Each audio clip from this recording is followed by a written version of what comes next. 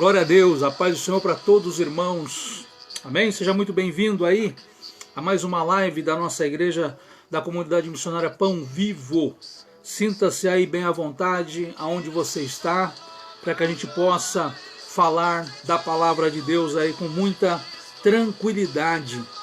E o tema que eu quero trazer para você nessa noite é que perguntas erradas para Deus trazem respostas indigestas. Quantos de nós já fizemos perguntas indevidas? Quantos de nós já nos dirigimos para Deus de uma forma inadequada, né? Quantas vezes a nossa pergunta diante da nossa tribulação, a nossa pergunta é por quê? Até quando? Onde é que está Deus? Por que está demorando tanto? O que eu fiz de mal? O Senhor não gosta de mim? E tantas outras perguntas que nós fazemos para Deus. E muitas vezes nós não vamos gostar da resposta que Deus tem para nos dar. Amém? Eu saúdo a todos aí que estão chegando com a paz do Senhor. Eu quero ler uma palavra rapidamente com você no Evangelho de Marcos, no capítulo 11, no versículo 27, Marcos 11, 27, que fala: chegaram novamente a Jerusalém e quando Jesus estava passando pelo templo, aproximaram-se dele os chefes dos sacerdotes, os mestres da lei e os líderes religiosos e perguntaram: com que autoridade estás fazendo estas coisas? Quem te deu autoridade para fazê-las? Respondeu Jesus: eu lhes farei uma pergunta, responda-me, e lhes direi com que autoridade estou fazendo estas coisas. O batismo de João era do céu ou dos homens? Digam-me. Eles discutiam entre si, dizendo: se dissermos do céu, ele perguntará: então por que vocês não creram nele? Mas se dissermos dos homens, eles temiam o povo, pois todos realmente consideravam João um profeta. Eles responderam a Jesus: não sabemos. Disse então Jesus: tampouco lhes direi com que autoridade estou fazendo estas coisas. Veja, essa palavra, ela deixa muito claro as pessoas que perseguiam Jesus. Aqui no versículo 27, que eram os sacerdotes, os mestres da lei e os líderes religiosos. Essa perseguição ela ainda não mudou, ela continua da mesma forma. Quem persegue Jesus hoje são pessoas ligadas ou com algum contexto de Bíblia, com algum contexto de igreja. São as pessoas que verdadeiramente perseguem ou que verdadeiramente fazem mal para as coisas de Deus. E nessa palavra aqui não era diferente. O povo estava muito aberto para poder ouvir a palavra de Deus, porém essas pessoas estavam aí fechadas, o tempo todo questionando as coisas de Deus. E nós vemos isso acontecer muitas vezes dentro da igreja. Às vezes a pessoa é muito nova na igreja, ela vem com uma fé muito bonita, uma fé muito pura, e ela não questiona Deus, porque Deus não dá para questionar. Você questiona o homem, mas Deus não se questiona. Deus não se questiona porque Deus é soberano e Deus faz o que quer, quando Ele quer, da forma que Ele quer, com quem Ele quiser. Amém? Então com Deus não dá para a gente poder, de alguma forma, querer trazer qualquer tipo de interferência, que não tem como. Quem manda é Ele. E as pessoas que muitas vezes são novas na igreja, elas absorvem isso de uma forma muito mais rápida e muito mais inteligente do que muitas vezes aqueles que muitas vezes já estão há muito tempo na igreja, que começa a questionar, porque a sua fé começa a enfraquecer. Às vezes o seu grau de conhecimento aumenta, mas a sua fé diminui, o seu temor a Deus diminui também, e eles passam a perseguir Jesus. Eles falam aqui no versículo 28, olha, com que autoridade você está fazendo isso? Jesus fazendo milagre, ao invés deles glorificar o nome do Senhor, eles ficavam questionando, porque na verdade estavam duvidando, na verdade não acreditavam mais em nada. Ei, com que poder, com que autoridade, quem deixou você estar fazendo milagre aí? Quem deu autoridade para você fazer essas coisas? E muitas vezes nós falamos a palavra de Deus. Talvez alguém até que está ouvindo agora essa mensagem vai falar: será? Que isso? Mas Deus não faz dessa forma. Deus faz, meu irmão. Deus faz porque Ele é soberano. Deus faz porque Ele é maior. Deus faz porque Ele é grande. Deus faz porque Ele é poderoso. Amém? No versículo 29, ele fala, respondeu Jesus, eu lhes farei uma pergunta. Eu lhes farei uma pergunta, respondam-me, e lhes direi com que autoridade estou fazendo estas coisas. Eu vou fazer uma pergunta. Vocês estão me perguntando? Vocês estão duvidando? Então eu vou começar a questionar você. E eu pergunto para você, você está pronto para ser questionado por Deus? Você está pronto para falar?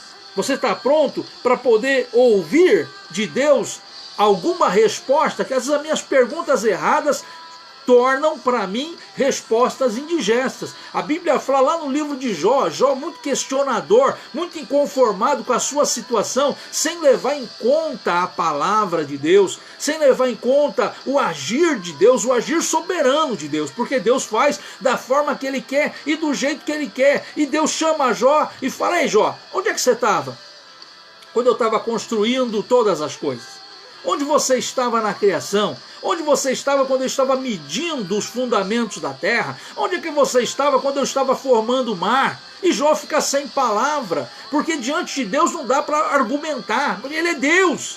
Ele é Deus, não tem como argumentar, Ele é maior, Ele é muito melhor do que nós, Ele sabe de verdade aquilo que eu preciso verdadeiramente. E aqui no versículo 30, Jesus ele pergunta, o batismo de João era dos homens ou era de Deus? Me digam, era dos homens ou de Deus? A pergunta de Jesus desmascara ali os seus interlocutores. A pergunta de Jesus, a palavra de Jesus, da mesma forma que desmascarou ali a brevidade, desmascarou quem era Jó. Jó, você não é ninguém, Jó, você é pó e cinza. Jó, você é um instrumento na minha mão. Jó, você é uma ferramenta, você não adianta. O apóstolo Paulo, mais tarde lá no livro de Romanos, ele vai falar isso, ele vai falar, olha, como é que o vaso vai perguntar para o oleiro, por que você me fez desse jeito? Por que você está fazendo isso? Por que você está usando uma planta aqui em mim? O vaso não é ninguém. Amém? Então que eu e você nessa noite nós possamos nos submeter à soberania de Deus, nos submeter à vontade de Deus, nos submeter a esse Deus poderoso, a largar as rédeas da nossa vida e entregar para Deus. Ó Deus, é tu sabe mais da minha vida, da minha vontade do que eu próprio. E Jesus desmascara aqui no versículo 30. Estava uma multidão assistindo aquela conversa deles. E Jesus falou para eles. Falou assim, olha, o batismo de João era de Deus? Era do céu? Ou era da terra? Era carnal? Era invenção da cabeça de João? E eles, aqui no versículo 31, eles começam a discutir. Eles começam a discutir aqui no versículo 31 e 32. Ele, olha, se a gente falar que o batismo de João era de Deus, esse Jesus vai falar para nós, então por que vocês deixaram ele morrer? Por que vocês deixaram matar ele? Mas se a gente falar que o batismo de João era coisa dos homens, era invenção da cabeça dele, os homens, a multidão aqui ao nosso redor, vai nos despedaçar, porque o pessoal respeitava muito João. Então eles ficavam dentro de uma lógica humana para discutir com Deus. E esse é, muitas vezes, o problema das pessoas. Querer discutir com Deus como se Deus fosse um homem, como se Deus fosse uma pessoa. E Deus não é homem. A palavra de Deus fala, Deus não é homem para que minta, nem filho do homem para que se arrependa. Não trate Deus como homem, Ele é Deus. E a soberania de Deus está acima do nosso entendimento. Não adianta eu querer discutir com Deus numa lógica de Caim. Você lembra de Caim? O irmão de Abel? Caim que matou Abel. E a Bíblia fala que ele mata Abel e tenta esconder Abel de Deus. Ele escondeu Abel das pessoas todas, mas ele tenta esconder de Deus. Então, Deus olha para Caim e fala, ei, cadê Abel? E Caim olha e fala, não sei, eu sou por acaso o guardador de Abel? E Deus fala para ele, olha Caim, olha, o sangue de Abel clama da terra. Está clamando por justiça, o sangue inocente de Abel. Ou seja, não tem como, a tua lógica, não tem como você querer me enganar porque eu sou Deus. E muitas vezes nós, irmão, quando interpelados por Deus, quando Deus nos pergunta algo, quando Deus fala, ei, Quando é que você vai melhorar? Quando é que você vai largar essa tua vida de desobediência? Quando é que você vai largar ou retomar o teu ministério? Eu fico tentando formular, sabe, desculpas. Eu fico tentando argumentar com Deus como se ele fosse cair na minha conversa, numa lógica de Caim. Isso é um erro terrível, porque ele é Deus. Amém? Ele é Deus. Que nessa noite eu e você possamos nos dobrar diante da majestade de Deus, nos dobrar diante desse mistério, dessa coisa linda, incrível, que é Deus. Deus é maravilhoso, Ele é muito maior, né? A capacidade de Deus é muito maior do que a minha capacidade, do que a capacidade do homem. Não dá para enganar Deus. A melhor coisa a se fazer é nos prostrar diante de Deus. A melhor coisa a fazer é nos declarar pecadores diante de Deus. Deus, eu me arrependo, me muda, me ajuda a melhorar, me ajuda a ser melhor. No versículo 33 fala assim: eles responderam a Jesus: não sabemos. Disse então Jesus: tampouco lhes direi com que autoridade estou fazendo estas coisas. Sabe, meu irmão, todo mundo que quer enganar a Deus sempre vai ficar sem resposta. Todo mundo que tenta enganar a Deus vai ficar sem resposta. Não tem como. Não tem como. Muitas vezes nós procuramos a resposta para Deus, nós pedimos, mas nós queremos enganar a Deus. Deus sabe quem nós somos. Muitas vezes nós perguntamos por quê, nós sabemos o porquê. Nós sabemos. Nós sabemos que é fruto da nossa vida de falta de comunhão. Nós perguntamos até quando. Nós sabemos a resposta. A resposta é quando eu e você verdadeiramente nos converter. Nós perguntamos por que demora. Nós sabemos por que demora. Você sabe por que demora. Nós perguntamos o que eu fiz de mal. Você sabe o mal que está.